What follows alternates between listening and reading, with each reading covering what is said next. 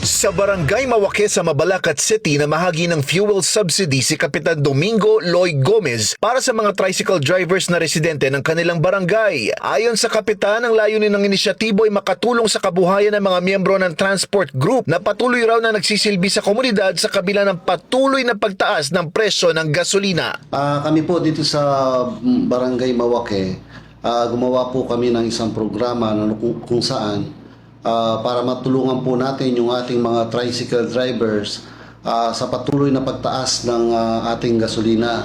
So nagbigay po kami ng libreng gasolina.